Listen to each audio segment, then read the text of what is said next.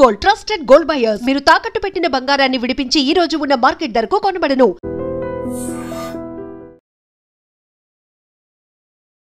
Visakha harbour లో ఒక్కసారిగా gas cylinder పేలటంతో తీవ్ర ప్రమాదం చోటు చేసుకుంది. ఈ ప్రమాదంలో ఇప్పటికే 5గురు మృతి చెందారు.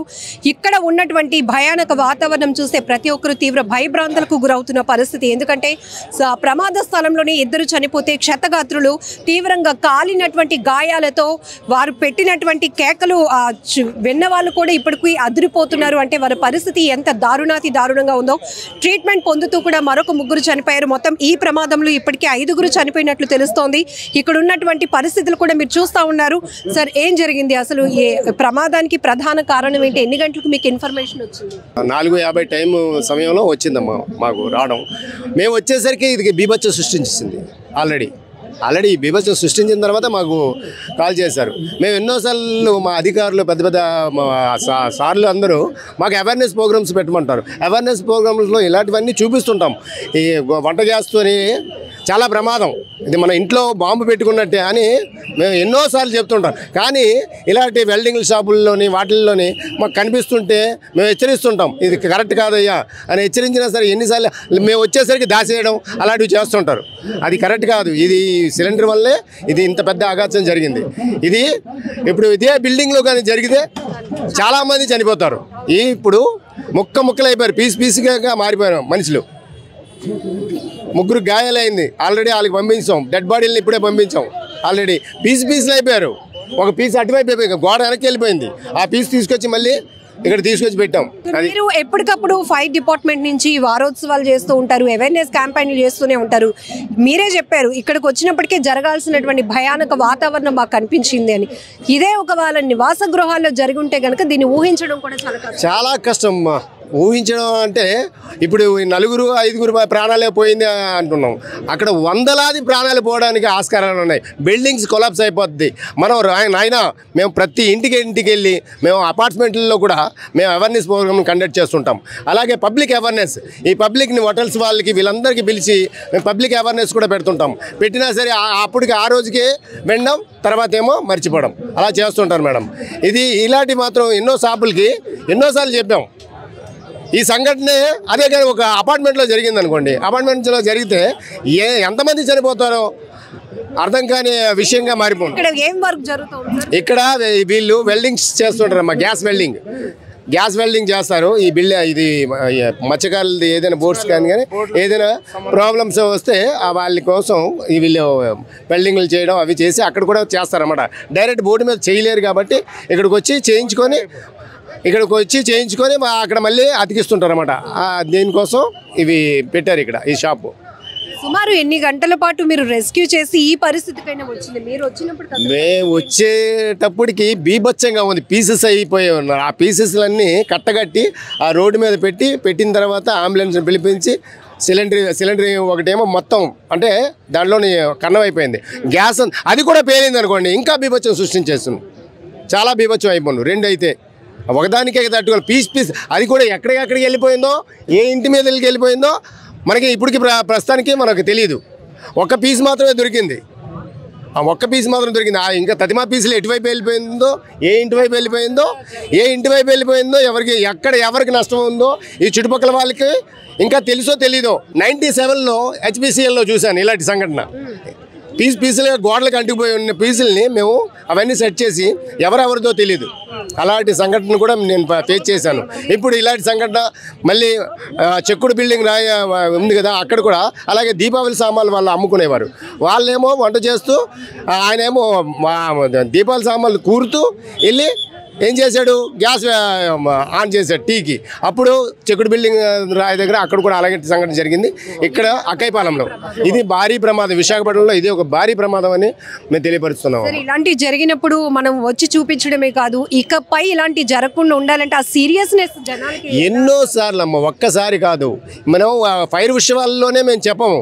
ప్రతిరోజు మాకు బుధవారం అవేర్నెస్ ప్రోగ్రామ్ అని ఉంటుంది. ఒక్క చోట కాదు, అన్ని చోట్లకి స్కూళ్ళకి కూడా చిన్న పిల్లలకు కూడా అవేర్నెస్ చేస్తుంటాము. చిన్న పిల్లలకు కూడా అవేర్నెస్ చేస్తుంటాం. ప్రమాదానికి అంటే వంట గ్యాస్కు ఉపయోగించింది అలాంటి విషయాలకి ఉపయోగించకూడదు. దానివల్లే ఈ పెద్ద ప్రమాదం జరగడానికి కారణం జరిగింది. అది madam. Station fire officer Ramana గారు కూడా తీవ్ర ఆవేదనతో చెప్తున్న మాట ఏంటంటే అప్పుడెప్పుడో గతంలో చాలా ఏళ్ల క్రితం జరిగినటువంటి ప్రమాదాలు తీరు చూసాం. ఇప్పుడు అలాంటి భయానక వాతావరణం అయితే ఇక్కడ మళ్ళీ కనపడుతోంది. ఒక్కసారి ఆ జనాల్ని చూస్తుంటే ఈ భారీ పేలుడు శబ్దానికి ఎక్కడెక్కడో పరిసర ప్రాంతాల నుంచి కూడా పెద్ద ఎత్తున జనాభా వచ్చినటువంటి పరిస్థితులు కనపడుతోంది. ఎందుకంటే ఇలా ఈ గ్యాస్ సిలిండర్ ఏదైతే వంటకి ఉపయోగించేటటువంటి గ్యాస్ సిలిండర్లు ఇలా వీళ్ళు కమర్షియల్ ఆస్పెక్ట్ లో జరుగుతున్నటువంటి వర్క్స్ కి వెల్డింగ్ వర్క్స్ కి ఉపయోగించడం వల్ల మేమైతే రైడ్స్ చేసినప్పుడు వీళ్ళు దాచిపెడతారు. కానీ ఇప్పుడు ప్రమాదం జరిగిన తీరు చూస్తుంటేనే చాలా బాధ అనిపిస్తోంది. ఎందుకంటే తునాతునకలు అయిపోయినటువంటి పరిస్థితి. ఎంతమంది ఇందులో చనిపోయారో చెప్పడానికి కూడా కొంతమంది వ్యక్తుల శరీర భాగాలైతే ఎగిరిపడ్డాయి అని చెప్తున్నారు. ఇప్పుడు ఫైర్ ఆఫీసర్ ఐ డ్రీమ్ తో మాట్లాడుతూ లైవ్ లోనే ఇది బొటన వేలు, ఇది ఇంకొక శరీర భాగం ముక్కలుగా ఎగిరిపడ్డాయి. ఇక్కడ మీకు కనిపిస్తోంది ఈ వాల్ బ్యాక్ సైడ్ ఒక శరీర భాగం ఎగిరి పడితే దాన్ని వెతికి తీసుకొచ్చిన పరిస్థితి. అంత ఘోరంగా అంత దారుణంగా ఈ ప్రమాదం జరిగింది అని చెప్తున్నారు. ఇప్పటికైనా ఇలాంటి ప్రమాదాలు ఆగాలి అంటే ఖచ్చితంగా ప్రతి ఒక్కరూ ఒక అవేర్నెస్ కలిగి ఉండాలి. ఎందుకంటే ప్రమాదం అనేటప్పటికీ అక్కడ ఎంతమంది ప్రజలు ప్రాణాలు పోగొట్టుకోవాల్సిన పరిస్థితి.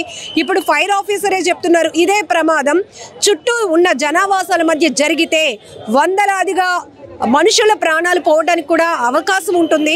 అలాంటిది ఇక్కడ హార్బర్కి సంబంధించినటువంటి బోట్స్ ఏవైతే ఉంటాయో వాటి వెల్డింగ్ వర్క్స్ ఇక్కడ జరుగుతూ ఉంటాయి. సో వంటకి ఉపయోగించే గ్యాస్ సిలిండర్లు ఇక్కడ ఉపయోగించడం అనేది ప్రమాదానికి పెద్ద కారణంగా తెలుస్తోంది.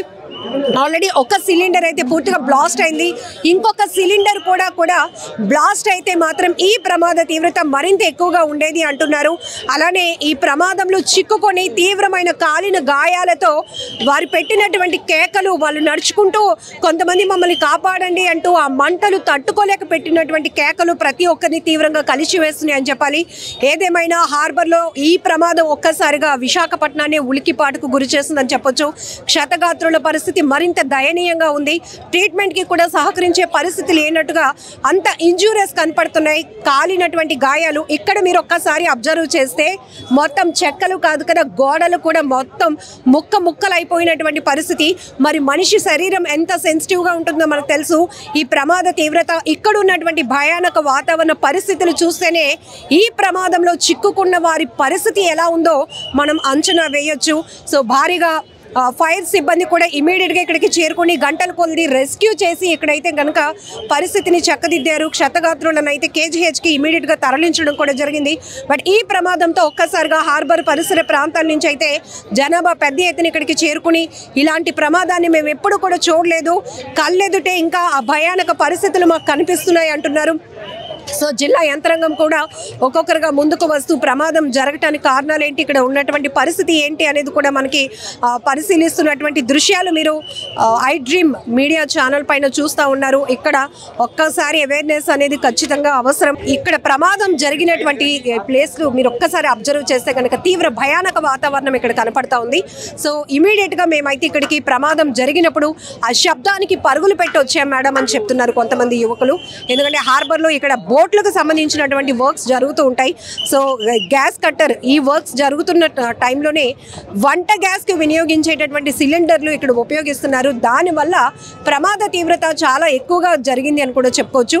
సో ఇక్కడ మొట్టమొదటిగా ప్రమాదం జరిగినప్పుడు పరిస్థితి ఏంటి, ఇక్కడ ఎలాంటి వర్క్స్ జరుగుతాయి, ఆ సమయంలో ఎంతమంది వర్క్ చేస్తున్నారు, ఈ డీటెయిల్స్ అన్ని తెలుసుకుందాం. సో ఇక్కడ మీరు హార్బర్లో ఉంటారు కదా, వచ్చినప్పటికీ మీకు ఎలాంటి సౌండ్స్ వినిపించాయి? అంటే దీన్ని బుక్క వీధి అంటారు.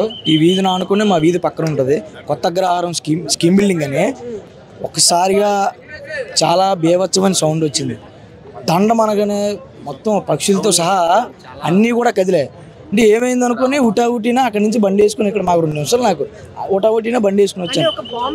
Bomb blast type. నేను బండి అయితే మాత్రం దగ్గర అక్కడ ఉన్న సెంటర్లో ఆపేసాను. ఇక్కడ వరకు వస్తే ఇంకో గ్యాస్ లీక్ అవుతుంది అని చెప్పాను. కానీ ఎటుపక్క జనాభా అటుపక్క పరిగెడుతున్నాను. ఈలోపు చూడబోసరికి ఒక పర్సన్ ఆ పక్క షాప్ ఓనరు రమణ అనే ఆ వ్యక్తి, అతను ఇక్కడ షాప్ అయితే ఈ బ్లాస్ట్కి అతను అక్కడ తుల్లాడు, అంటే అక్కడ పడిపోయాడు. మొత్తం అతను బాడీ అంతా స్కిన్లెస్ అయిపోయింది ఫుల్ బాడీ. మెల్లిగా ఇబ్బంది మీద అతను లెగిచి చాలా ఇబ్బంది మీద లేచి అతను ఒక్కడే మాత్రమే మేము అంబులెన్స్లో పెట్టడం జరిగింది. ఇంకా మిగతా ఇద్దరు మాత్రం మేము రాబోసరికి ఒక అతను కొన ఊపిరితో పడిపోయి ఇక్కడ ఉన్నాడు, ఈ స్పాట్లో ఉన్నాడు. ఇంకో వ్యక్తి మాత్రం ఆన్ ద స్పాట్లో చనిపోయాడు. ఇంకొక వ్యక్తి మాత్రమే స్పాట్ పాట్లుగా, అంటే బాడీ స్పాట్ పాట్లుగా ఎటుకే విభజించాయి. హ్యాండ్ ఒక పక్క, హెడ్ ఒక పక్క, ఒక కాలు అంటే ఒక తొడ ఒక పక్క, పీసుగా అంటే కండలు ఒక 4 సెట్లు 5 సెట్లుగా ముక్కలు అయిపోయిన బాడీ ఒకటి ఈ గోడ అవతల వైపు పడిపోయింది, కట్ అయిపోయి పడిపోయింది. దాన్ని తీసుకొచ్చి ఇక్కడ పెట్టి ఇప్పుడు పంపించారు అంబులెన్స్. ఇక్కడ ఏ వర్క్స్ జరుగుతూ ఉంటాయి మామూలుగా మనం ఒకసారి అబ్జర్వ్ చేస్తే కనుక ఇక్కడ ఎలాంటి వర్క్స్ జరుగుతుంటాయి? రెగ్యులర్ గా మీరు చూస్తూ ఉంటారు కదా. ఇక్కడ మాకైతే మా హార్బర్కి సంబంధించి బోట్లకు సంబంధించిన ఇంచీలు లేదా ఇలాంటి బల్లలు, ఇలాంటి ఐరన్ అంటే ఓల్డ్ ఏరియానికి బోటు గుద్దుకున్నప్పుడు అంటే చెక్క విరిగిపోకుండా దానికి సపోర్ట్గా వీటిని ఇక్కడ రెడీ చేసుకుంటారు అనమాట. బోటు ఓనర్లు రెడీ చేసుకుని వీటిని బోట్లకి పంపించడం. ఇక్కడి నుంచి ఇలాంటి షాపులు ఈ ఏరియాలో దగ్గర ఒక 5-6 షాపులు ఉంటాయి, పెద్ద షాపులు ఉంటాయి. ఇవి ఏంటంటే ఎక్కువగా ఇక్కడ పనులు వెల్డింగ్లు, గ్యాస్ కటింగ్ ఇలాంటి పనులు జరుగుతుంటాయి. హోల్ సైడ్ ఇలాంటి వర్క్స్ ఇక్కడ జరుగుతుంటాయి. మినిమం ఇక్కడ ఓడుతున్న సిలిండర్ ఎక్కువ, ఈ సిలిండర్స్ యూజ్ చేస్తుంటారు. అలాగే కట్టర్స్ ఉంటాయి, ఇలాంటి ఓడుతుంటారు. ఆ కట్టర్స్ ఉంటాయి. ఏమైనా ఇలా ప్లేట్లు కట్ చేయాలంటే ఆ మిషన్స్ ఇవన్నీ యూజ్ చేస్తుంటారు. గ్రైండింగ్ మిషన్లు ఇవన్నీ యూజ్ చేస్తుంటారు. మరి ప్రమాదం ఎలా జరిగింది అయితే మాత్రం జరిగినట్టు ఎవరికి తెలియదు. వితిన్ సెకండ్లో మొత్తం చల్లా చిదిరైపోయారు అందరూ. వితిన్ సెకండ్ అంటే ఏ మనిషి ఏ టైంకి చనిపోయాడు కూడా తెలియదు. అలాగైపోయింది ప్రమాదం మాత్రం. ఎవరు పోల్చుకున్నట్టుగా అయిపోయింది. కొంతమంది బాగా శరీరం అంతా కాలిపోయి ఇలా నడుస్తూ కూడా కనిపించారు. సో మనకి మీరు పంపించిన విజువల్స్ లో కూడా అసలు వాళ్ళ పరిస్థితి ఏంటి? మొత్తం ముక్కలు ఊడిపోయి.